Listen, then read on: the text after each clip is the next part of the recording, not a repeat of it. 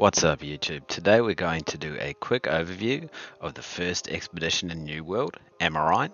This expedition's recommended level is 25, but you get the quest at level 20 and it's part of the main story quest. It requires a party of 5 and we did it at under level 25 without too many hassles. So you start out with your group running down a long corridor. There's a few lore books that you can gather along the way. You go around until you come into the first pack of mobs, and you'll see that they are elite mobs, but they are the same kind of mobs you've probably already faced multiple times, so there's not really anything new here. They're just a bit stronger and do a lot more damage. You can see I'm the healer in the group at the moment, and that's not usually how I play, but I thought I'd try that out in the open beta and just see how we went.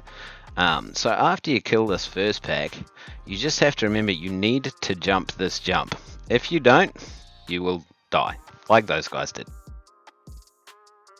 So what I'm going to show you now is just the spawners. You can see behind this pack we're killing at the moment, there's a mob there, and there is a trash pile. And periodically it will spawn more mobs until you destroy that trash pile. Now the spawn is nothing major by itself, but if you leave it unattended, you can become overwhelmed.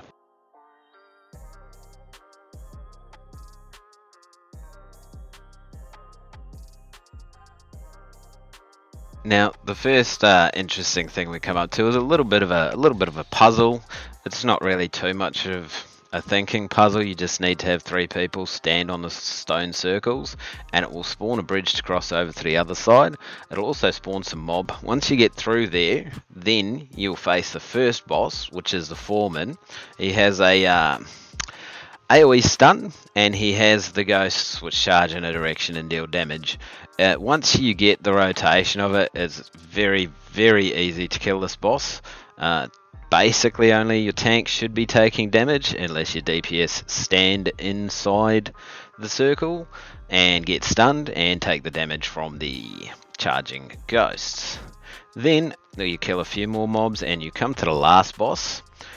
And so this one, I'm not actually quite sure, because the first go we had at him, he wasn't really doing what he's doing here. He wasn't charging around. Literally the minions were spawned next to him and he was just standing around. So I think there's still a little bit of issues that they need to deal with this guy.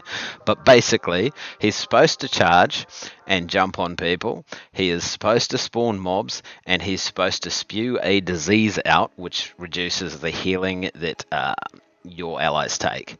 And basically, it's just a tank and DPS check. It's nothing too major. But it is enjoyable. The loot that you get from beating this guy is great.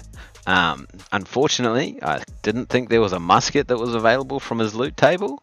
But I mean, basically every other weapon has a choice out of this dungeon as a reward. It was extremely fun for the first dungeon, and I'm hoping that the rest of them are like this because I haven't been able to try them yet. Anyways, thanks for watching.